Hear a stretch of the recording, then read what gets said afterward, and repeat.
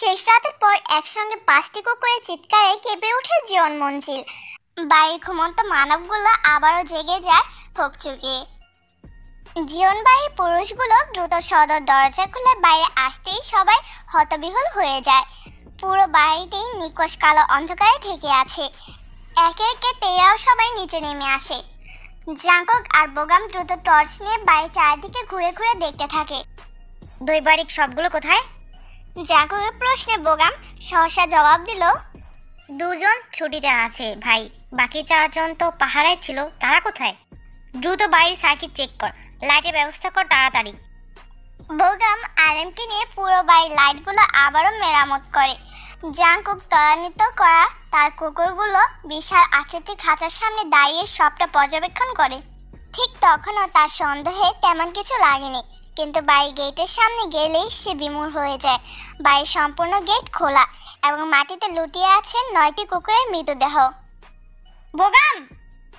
জাঙ্কুকের চিৎকারে বোগাম সহ বাড়ির সবাই ছুটে যায়। কুকুরগুলোর মৃত অবস্থা দেখে সবার মাঝেই চাপা আতঙ্ক বিরাজ করছে। তে আয়ুর হাতটা ধরে আছে আতঙ্কগ্রস্ত হয়ে। ফজরের আজান শেষে আলো ফুটতে শুরু করেছে। জীবন মঞ্জিলের বাইরে আজ গ্রামের মানুষের ভিড়। জাঙ্কুক দাঁড়িয়ে আছে পেছনে হাত গুটিয়ে। তার সামনে ভীতগ্রস্ত হয়ে দাঁড়িয়ে আছে 4 দৈবারিক। কোথায় ছিলি তোরা? কি হলো, কথা বলছিস না কেন? উত্তর দে। আমায় আর রাগাস না, আমি যদি একবার রেগে যাই কি হবে ভালো করেই জানিস তোরা। আমরা নদীর পাড়ে ছিলাম ভাইজান। নদীর পাড়ে? কিন্তু কেন? আসলে যা বলছি উত্তর দে, যত কথা পেঁচাবি ততই বিপদে পড়বি। দৈবারিকগুলো কিছু বলার আগেই বোগাম জাঙ্কুকের কানের সামনে এসে বলে, ভাই, খোঁজ নিয়ে জেনেছি এরা নদীর পাড়ে ছিল। সন্ধ্যার পর সারা রাত সেখানে পিঠা উৎসব হয়, তারা সেখানেই ছিল। বোগামের কথায় অবজ্ঞার হাসি হাসলো জাঙ্কুক। তোদের সাহসে তারিফ করতে হয়। আমার বাড়িটাকে বিপদে রেখে, আশঙ্কায় রেখে তোরা নদীর পাড়ে যাস? বোগাম, এদের নিয়ে যা, এদের জন্য শাস্তির ব্যবস্থা কর, আর মৃত কুকুরগুলোকে কবর দেওয়ার ব্যবস্থা কর। জাঙ্কুক পুরো বাড়িতে আবারও চোখ বুলিয়ে ঘরের ভেতর প্রবেশ করে। প্যান্টের পকেটে হাত দিতে একটি কাগজ তার হাতের মুঠে চলে আসে, যেটা কিছুক্ষণ আগে জাঙ্কুক বাগানের কোনায় পেয়েছে পুলটি বাঁধা অবস্থায়। পুটলি থেকে কাগজটা বের করে জাঙ্কুক দ্রুত পড়া শেষ করে। লাইনগুলো জাঙ্কুকের জন্য ছিল বুলেটের মতো সুচালো। কাগজে লেখা লাইনগুলো ছিল, শত্রুপক্ষের পতন ঘটানোর সহজ মাধ্যম তার ভালোবাসার মানুষ, অর্থাৎ তার দুর্বল মানুষকে আঘাত করা। আমরা অপেক্ষায়। আতাতীয় হামলায় জাঙ্কুক ভয় না পেলেও বর্তমানে যে তাকে টের উসিলায় হুমকি দেওয়া হয়েছে, সে খুব ভালো করে বুঝতে পেরেছে যার দরুনে ভীতহীন জাঙ্কুক আজ ভীতিবহুল। তবে সন্দেহ মাথা থেকে এখনো কাটেনি টের। ব্যাপারটা বাড়ির সবাই জানলেও বাইরে কেউ কিছু জানে না। তবে শত্রুপক্ষ কি ঘরেই আছে? ইউনো, সুগা, তে একসাথে দাঁড়িয়ে আছে বসার ঘরে। তাদের মাঝে সুগা বলে ওঠে, আজ যেহেতু ভোরে ভোরে উঠেছি, তবে চল আজ আবারও গ্রামটা ঘুরে আসি। শোয়ার কথা শেষ হতেই বজ্রকণ্ঠে জাঙ্কুকের গলায় উপস্থিত বাড়ির সবাই চমকে যায়। আমার অনুমতিবিহীন এই বাড়ির বাইরে আজ থেকে যে পা রাখবে, ভবিষ্যতে হাঁটার জন্য তার পা আমি পা রাখবো না। Mind it. কথাটা সবার জন্য প্রযোজ্য। ডিসেম্বরের শেষ সপ্তাহ। চারদিকে শীতের প্রবলতা বেড়েছে। গ্রামের মানুষগুলোর জনজীবন নির্জিত অবস্থা। সেদিনের পর কেটে গেছে বেশ কয়েকদিন। জাঙ্কুক সম্পূর্ণ পাল্টে গিয়েছে। তার মাঝে দেখা দিয়েছে গুরুগম্ভীর ভাব। তের সাথে সামনাসামনি কথা হয় না বেশ কয়েকদিন। অবশ্য তে নিজেই জাঙ্কুকের সামনে ধরা দেয় না। নিজেকে পালিয়ে বেঁচেই সুখ পায় সে। গত কয়েকদিন আগে জাঙ্কুকের সাথে বর্তমান সময়ে জাঙ্কুকের কোনো মিল পায় না সে। এই জন্য 8 বছর আগের গুরুগম্ভীর স্বার্থপর জাঙ্কুক, তার প্রতি জাঙ্কুকের কেয়ারিংগুলো আরও ভয়ের সঞ্চার করেছে। ঠিক 8 বছর আগেও জাঙ্কুক তাকে আগলে আগলে রাখত। তাই এই ছেলের কাছ থেকে যতটা সম্ভব পালিয়ে বাঁচতে হবে। কফির মগ হাতে নিয়ে ছাদে পায়চারি করছে জাঙ্কুক। ব্ল্যাক হাউসের ছাদে দাঁড়িয়ে আড়াল থেকে ঠিকই তেকে দেখতে পাচ্ছে সে। সুগা, ইউনো, সুজি এবং কাই সবাই মিলে গোল মিটিংয়ে বসেছে। হঠাৎ ফোন বেজে ওঠায় জ্যাকেটের পকেট থেকে জাঙ্কুক দ্রুত ফোন বের করে, হ্যাঁ জিউ বলো। কেমন আছো? কোনো খবর নেই তোমার? দিকে পেয়ে কি আমাকে ভুলে গিয়েছো? না ভুলিনি, তবে সমস্যায় আছি। বাড়িতে যে সাম্প্রতিক একটা তুফান বয়ে গিয়েছে তুমি তো জানো না, দেখে নিয়ে আমায় হুমকি বার্তা পাঠানো হয়েছে। মানে কি কি বলছো এসব? কিছু হয়নি তো?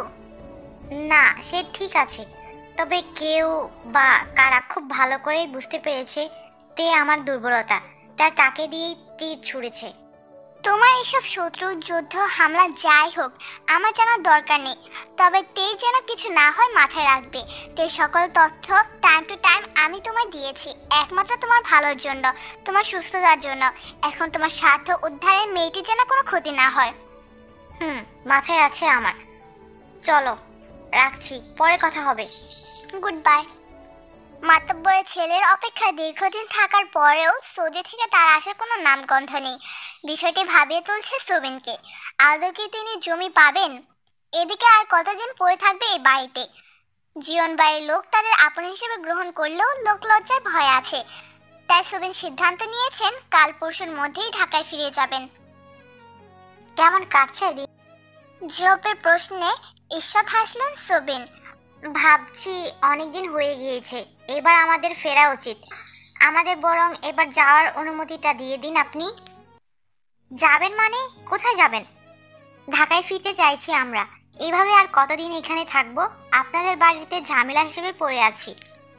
ছি, এইসব বলে আমার লজ্জায় ফেলবেন না আপনি। আমি ভালো করেই জানি আপনারা আরও বেশ কিছু মাস বাংলাদেশে থাকবেন। বাংলাদেশে যতদিন আছেন ততদিন এখানেই থাকবেন। ঢাকা যান, সিলেট যান, যেখানে যান আপনাদের নির্দিষ্ট বাসস্থান হবে এই জীবন মঞ্জিল। মাফ করবেন আমায়, আপনাদের কাছে অনেক কৃতজ্ঞ আমি। এবার আমার ফেরা দরকার। সুবিনের কথায় দীর্ঘ নিঃশ্বাস ছাড়লেন জেহব। তিনি ভালো করেই জানেন জাঙ্কুক জানতে পারলে বেশ রেগে যাবে। তাই সুবিনের উদ্দেশ্যে অনুনয় সুরে কিছু বলার আগেই জাঙ্কুক আগমন লক্ষ্য করা যায়। শুভ সকাল আঙ্কেল। শুভ সকাল দাদা যান। তোমার আঙ্কেল কি বলছে জানো তুমি? সে নাকি চলে যেতে চাইছে, এখানে তার বেশি দিন থাকতে অস্বস্তি লাগছে। জেহবের কথা চোখ বন্ধ করে নিল জাঙ্কুক। গাঢ় করে শ্বাস টেনে গম গম সুরে বলল, আজকের মতো শেষবার বলছি, আপনাদের এখানেই থাকতে হবে। যদি কোনো দিক দিয়ে কারো ব্যবহারে মনে কষ্ট পান তবে আমি আন্তরিকভাবে দুঃখিত। আপনাদের সুবিধার জন্য সকল ব্যবস্থা করা হবে, তবুও এখানেই থাকতে হবে। জাঙ্কুকের গঙ্গম সুরের কথায় হতভম্ব হয়ে যান সুবিন। দুপুরে খাবার বাড়ির সকলে শেষ করে যে যার কাজে চলে গেলেও ঘুমিয়ে থাকার কারণে আজ দেরিতে খেতে বসেছে। কিন্তু বিপত্তি ঘটল সামনে জাঙ্কুককে দেখে। বাইরে কাজ শেষ করে ফ্রেশ হয়ে জাঙ্কুক তার বরাবর চেয়ারটায় খেতে বসেছে। তারপর থেকে দম বন্ধ হওয়ার উপক্রম হয়েছে। সামনে বসে থাকা গুরু গম্ভীর মানুষটার দিকে তাকিয়ে কয়েকটা ঢোক গেল এই মানুষটাকে দেখলে কেন তার এমন ভয়ে আত্মা কেঁপে ওঠে কে জানে। হয়তো অতীতের ভয়, নয়তো বা মনের ভ্রম। লোকটা ভাব গম্ভীর দেখে হাত কাঁপতে থাকার কারণে হাতে থাকা চামচটা প্লেটের সাথে ঠকঠক করে শব্দ হচ্ছে। এমন শব্দে নিজেও ভরকে যায়। আশেপাশে তাকিয়ে কাউকে না পেয়ে দ্রুত খাওয়ার থালাটা রেখে উঠে যায় কিচেনের দিকে। এই মুহূর্তে এখানে থাকা বিপজ্জনক, শুধু বিপজ্জনক নয়, মহা বিপজ্জনক। সিঙ্কের পানিতে হাত ধৌত করার সময় সে অনুভব করে তার গলার ঘাড়ে কারো উত্তপ্ত শ্বাস প্রশ্বাস আশ্রয় পড়ছে। হঠাৎ অনুভূতিগুলো যেন ভাতা হয়ে গিয়েছে। ডানে বামে না তাকিয়ে দ্রুত পেছনে ঘুরতে জাঙ্কুককে তার সামনে দেখতে পায়। ছেলেটি একদম তার সামনে কিঞ্চিত দূরত্বে ঠেসে দাঁড়িয়ে আছে। খাবার নষ্ট করে চলে এলে কেন? জাঙ্কুকের গুরুগম্ভীর ধারালো তীক্ষ্ণ কণ্ঠে হুঁশ ফিরে তার। আমার খিদে ছিল না। দ্রুত তার চোখ নামিয়ে নেয়। হঠাৎ করে সে অনুভব করে তার গলায় ঠান্ডা ধারালো কিছুর চমকে তাকাতে জাঙ্কুকের হাতে একটি ছুরি দেখতে পায়, যেটি জাঙ্কুকের গালে স্লাইড করছে। কি করছেন কি আপনি? কৃষকের কষ্টের পরিশ্রমের খাদ্য নষ্ট আমি মোটেও পছন্দ করি না আমার নিয়মের বাইরে যাওয়ার সাধ্য কারণে এই বাড়িতে এক চিমটে অন্ন এটাও হয় না। সেখানে তুমি অর্ধ থালা ভাত। থাক, আজকের জন্য মাফ, কিন্তু আগামী দিনগুলোতে যেন এমন না হয়। মাথা নুড়িয়ে নেয়। কিছুক্ষণে তার কপালে ঘামের রেশ দেখতে পাওয়া গিয়েছে। সেদিকে তাকিয়ে কিঞ্চিত হাসে জাঙ্কুক। হাতে থাকা ছুরিটি আলতো করে গলায় চেপে ধরে। মেয়েটি ভয়ে আড়ষ্ট হয়ে চমকে তাকালে জাঙ্কুক আরেকটু ঝুঁকে বলে, রমণীর ভয়তো চোখে এই কোন জাদু আছে যে সমীপে টানছে আমায়? ভয় পাচ্ছ কেন? আমি তো জলজান্ত মানুষ, কখনো বকেছি তোমায়? রাগ দেখিয়েছি? তবে ভয় কিসের? তে মূলত দৃষ্টিতে তাকিয়ে আছে। কি বলবে সে, কি করবে সে কিছুই বুঝে উঠতে পারছে না। জাঙ্কুক তার হাতের ছুরিটা আরেকটু জোরে ধরতেই তে চোখ বন্ধ করে নেয়।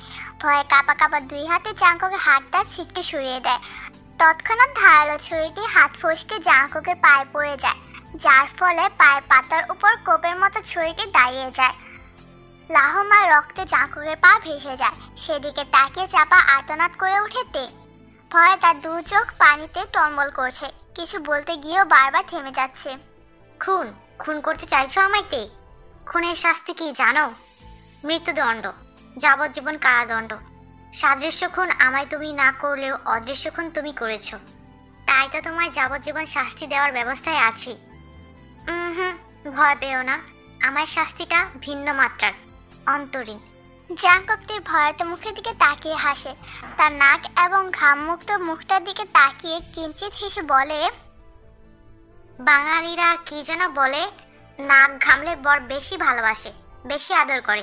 তোমার নাক তো দেখি নোনা সমুদ্র হয়ে গিয়েছে। বরের এত আদর ভালোবাসা সহ্য হবে তো তোমার? জাঙ্কুকের ঠোঁটকাটা কথায় সদ্বিদ ফিরে আসে তে।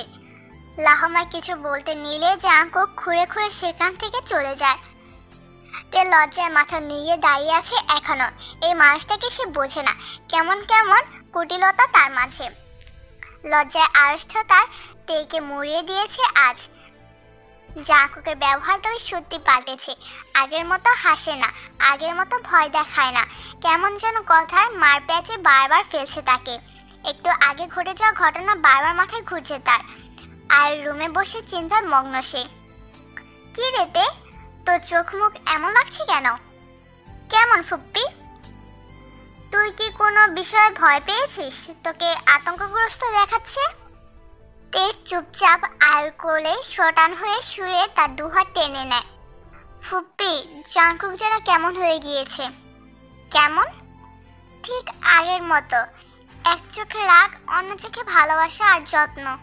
এসব তার মনের ভ্রম। যত তাড়াতাড়ি এই বাড়ি থেকে যেতে পারবো তত তাড়াতাড়ি মুক্তি। তাই যেন হয়।